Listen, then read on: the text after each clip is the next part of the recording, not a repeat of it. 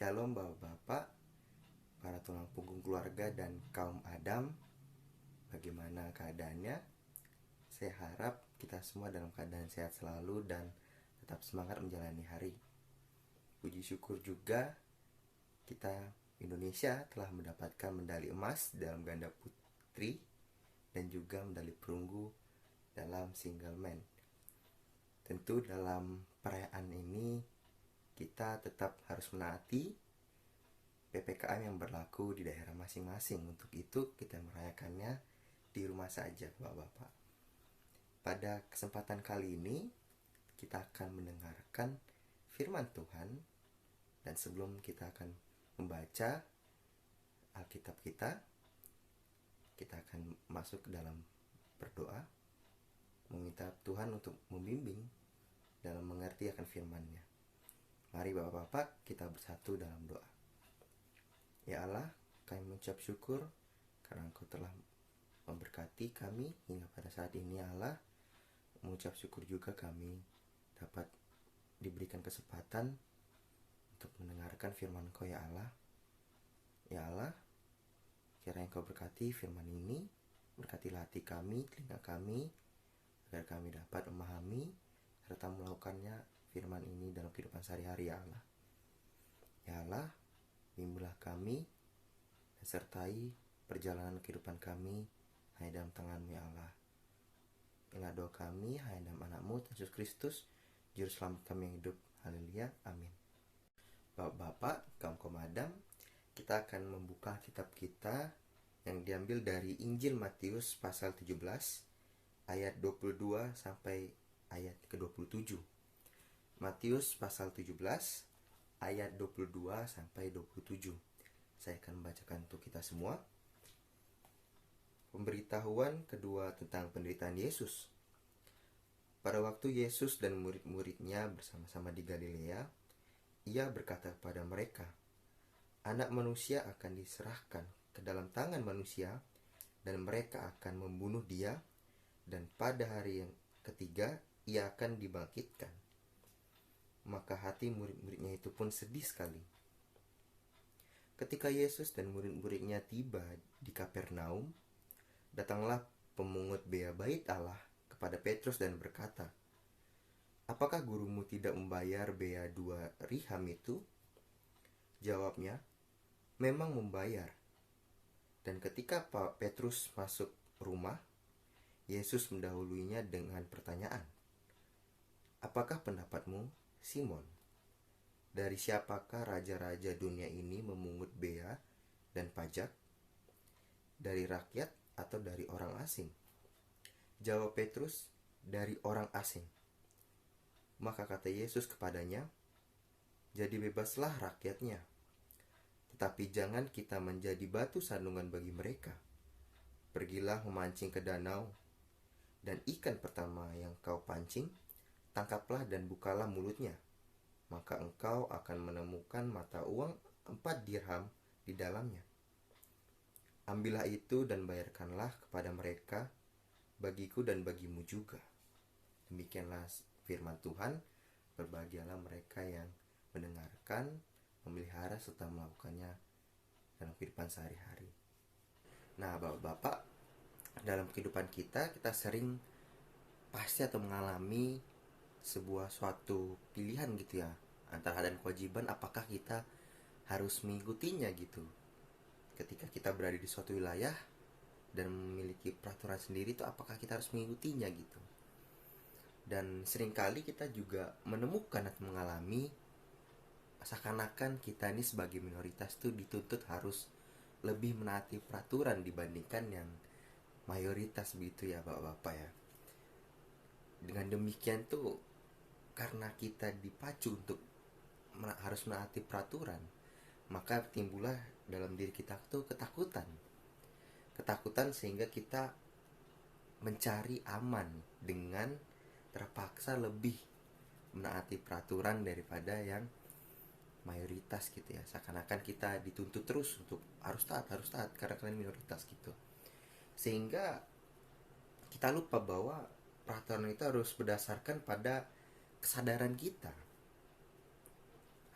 harus berdasarkan kesadaran diri kita sendiri, bukan dengan paksaan. Bacaan kita pada hari ini menunjukkan bahwa sebuah situasi yang dihadapi Yesus dalam masa inkarnasinya menjadi manusia, yaitu Yesus kerap kali diperhadapkan dengan kondisi-kondisi dilematis seperti itu gitu ya. Karena seakan-akan itu keilahiannya itu diuji oleh para warga-warga sekitar gitu. Ini orang ini taat nggak ya gitu kan, mentang-mentang dia guru, taat gak nih? Nah, itulah yang sering kali dihadapi Yesus, bapak-bapak. Kemudian apa yang dilakukan oleh Yesus? Yesus justru secara bijak tetap mempertahankan keilahiannya dan kekudusannya di dalam kerendahan hati, bahkan untuk menaati hukum yang berlaku. Itu bisa kita simpulkan bahwa Yesus itu tetap rendah hati, meskipun ya tahu bahwa ya lebih tinggi daripada hukum itu gitu ya.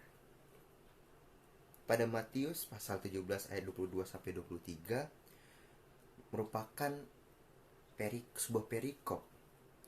Ini digambarkan bahwa Yesus mengumumkan gitu ya, sebuah pengumuman mengenai kematian dan kebangkitannya.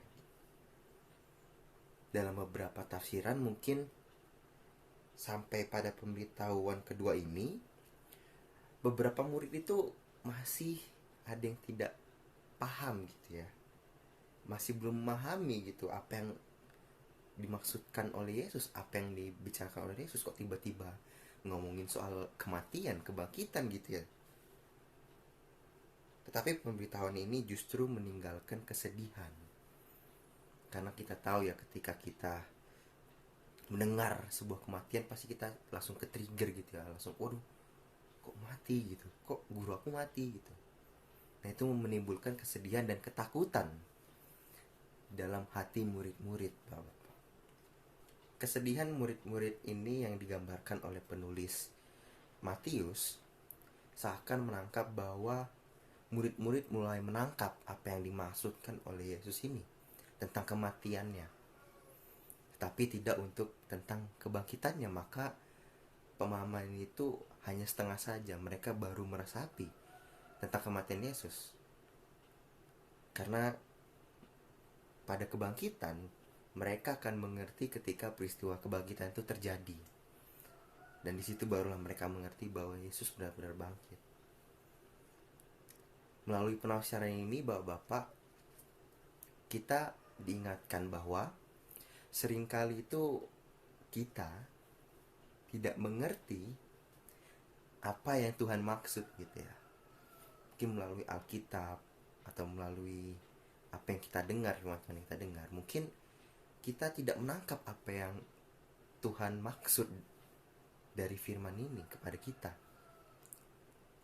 Tapi perlu diingatkan kepada kita, Bapak, bahwa pernyataan dari Allah itu merupakan sesuatu yang tidak usah lagi kita ragukan.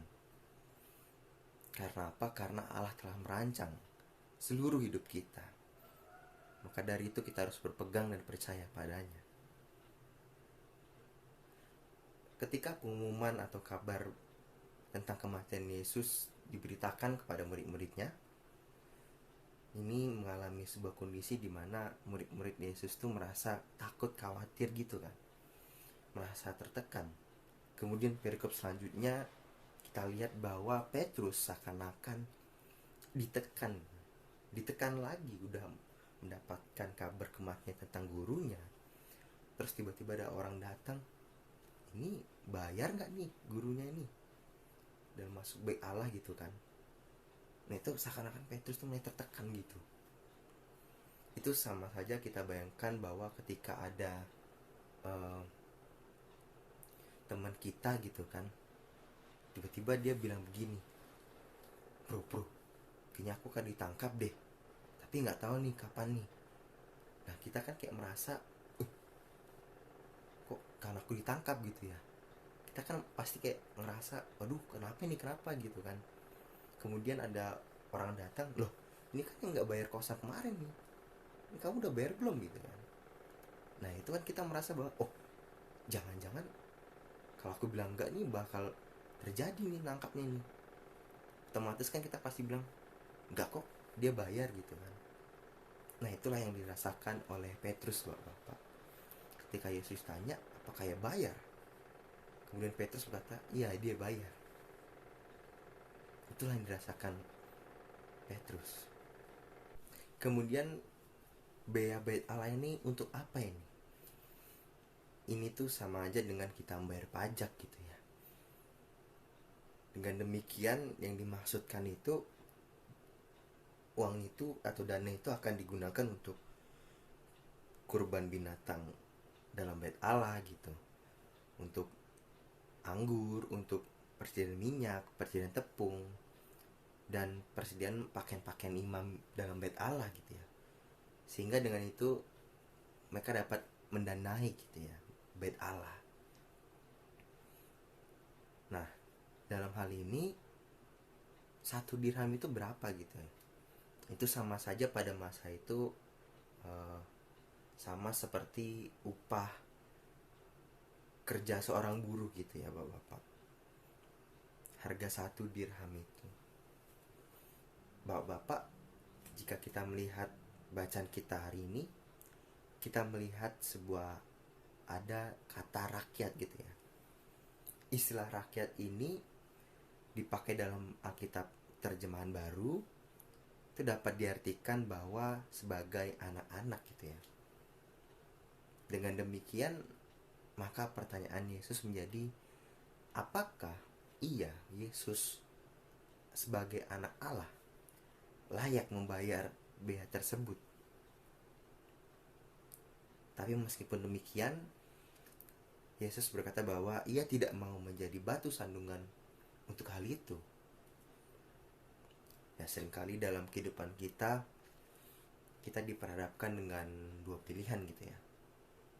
Melakukan tindakan yang benar dan tidak menjadi batu sandungan bagi orang lain, atau melakukan tindakan yang benar juga tetapi harus menjadi batu sandungan yang menyebabkan hal-hal yang tidak baik dan bahkan menjadi hal yang buruk bagi orang lain gitu ya. Apa yang kita pilih, bapak-bapak? Bapak-bapak, dalam bacaan kita ini Yesus membayar bea bukanlah merupakan hal yang salah gitu ya. Karena kita lihat bahwa Yesus dan murid-muridnya itu sedang menempati suatu wilayah dan pasti memiliki hak dan tanggung jawabnya tertentu gitu. Sama seperti kita yang sebagai warga negara Indonesia memiliki tugas dan tanggung jawabnya masing-masing demi menjaga kebaikan dari negeri kita. Selama kita tidak melakukan ya hal yang tidak berlawanan dengan apa yang Tuhan kehendaki, maka itu akan baik-baik saja bapak-bapak. Pada bagian akhir bapak-bapak, kita melihat bahwa Yesus meminta Paulus untuk membayar bea miliknya dan juga membayar bea untuk Petrus juga. Lalu ia kemudian meminta Petrus untuk menangkap sebuah ikan yang di dalamnya itu ada koin gitu ya.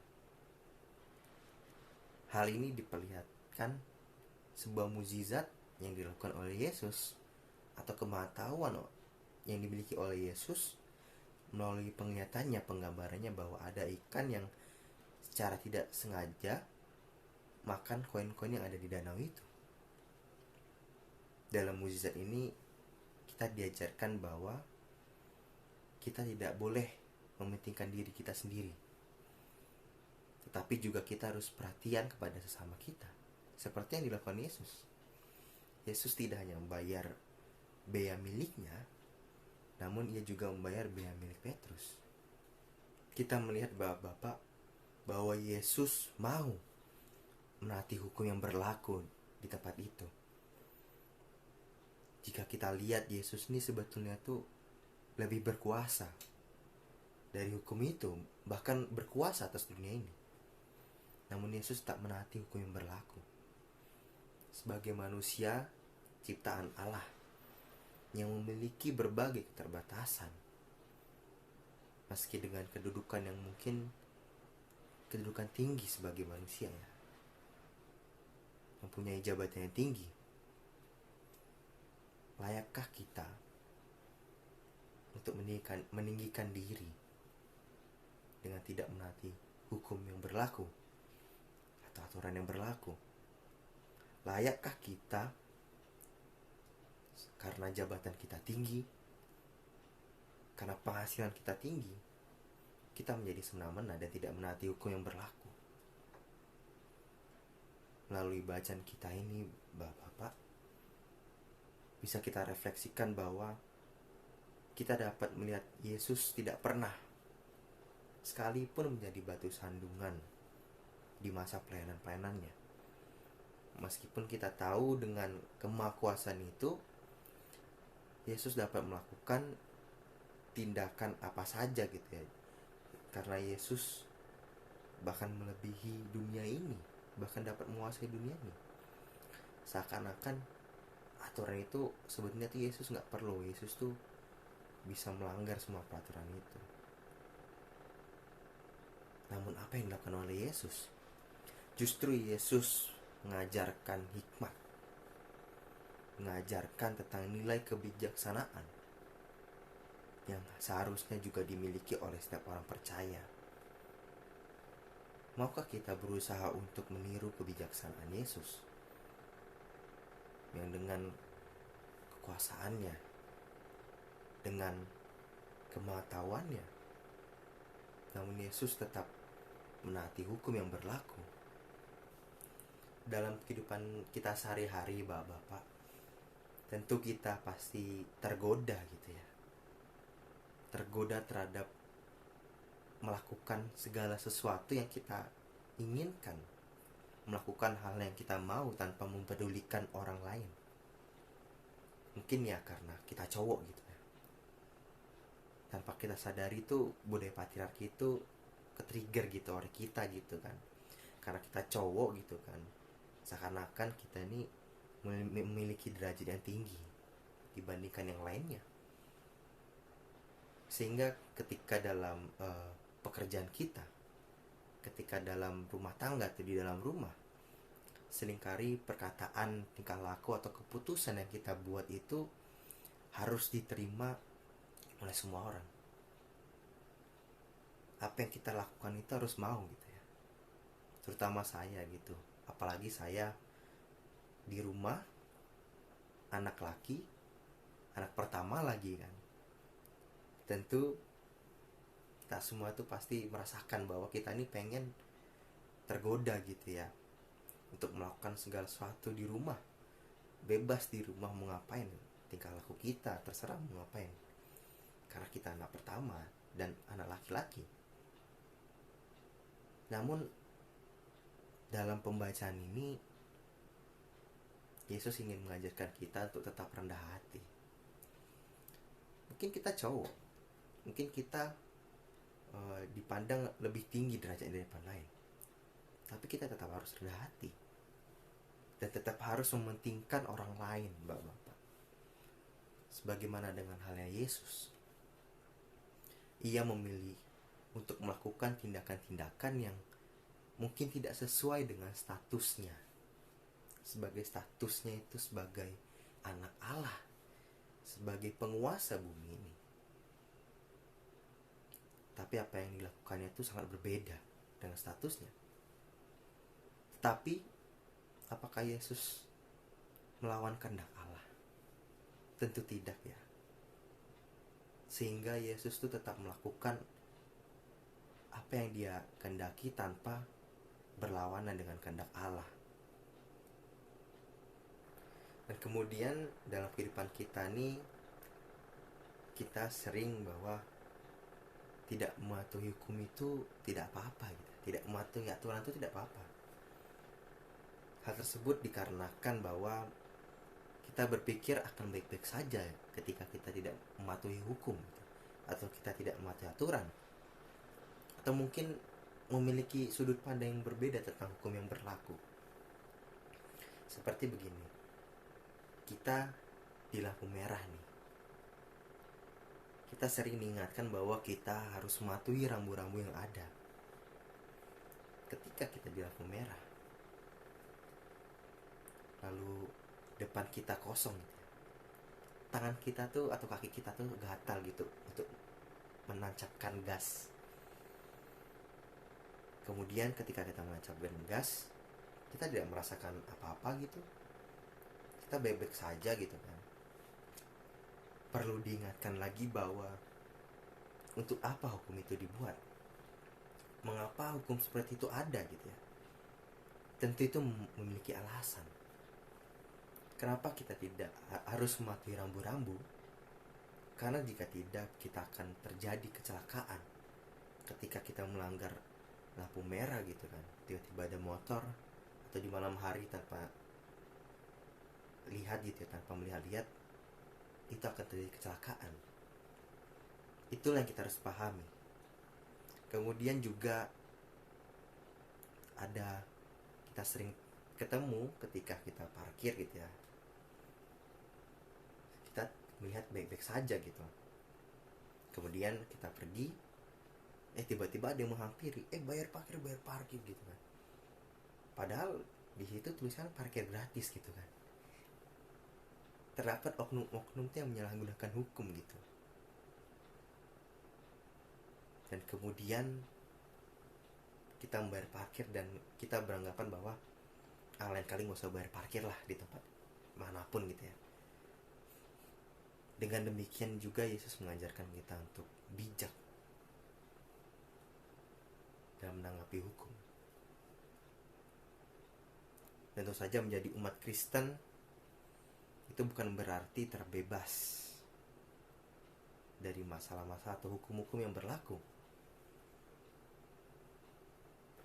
Seakan-akan sebagai umat Kristen kita dapat memperoleh keselamatan untuk masuk ke dalam kerajaan surga, bukan berarti kita tidak mematuhi aturan yang berlaku, bukan berarti kita terbebas dari hukum-hukum yang berlaku di dunia. Oleh karena kita mendapatkan keselamatan itulah, maka tanggung jawab kita semakin besar di dunia ini. Tidak hanya kita mematuhi hukum, tetapi kita juga seturut dengan kehendak Allah. Maka dari itulah kita tidak boleh seakan-akan kita diselamatkan dan hukum-hukum itu tidak berlaku kepada kita.